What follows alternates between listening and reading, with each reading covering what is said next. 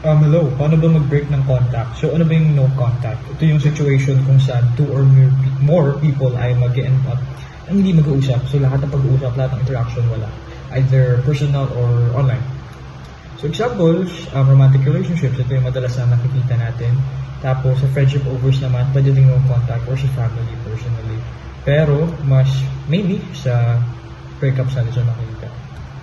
So, when to break no contact, hindi ko alam. Depende yan sa inyo. Kung sa tingin nyo worst it, makipag-break no contact, hindi gawin nyo. Okay, unang-una, very generic, celebration, holidays.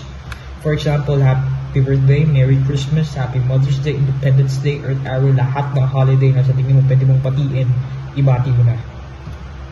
Yung mga pros niya, low risk, low reward. Ibig sabihin, hindi ganun siya gano'n ka-risky.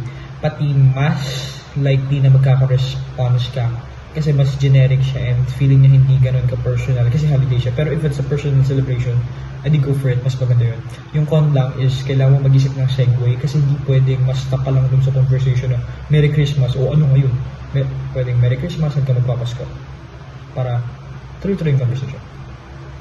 Next, sabi mo na diretso mo na yan. Sabi mo, I miss you so much. Example, yun na.